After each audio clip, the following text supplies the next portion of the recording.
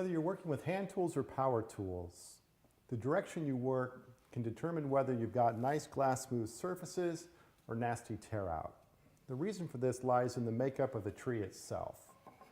Basically, a log is composed of a lot of hollow cells like straws running the length of the log. When those cells are nice and straight and our boards are nice and parallel to those cells, we can work in either direction without a problem. More often than not, those cells are running at an angle to the surface of the board. That's what constitutes grain direction. Now, if we're working in the direction of that grain, no problem. However, working against the grain, those fibers will lift up and break. That's what causes the tear out.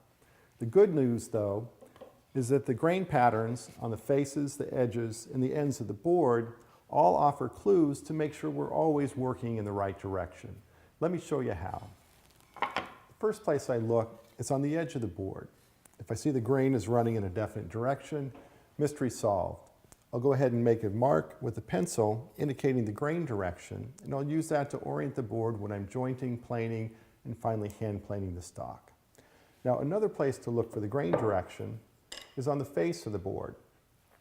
Often you'll see arches or cathedrals on the face of the board. This indicates that the grain is running either up or down.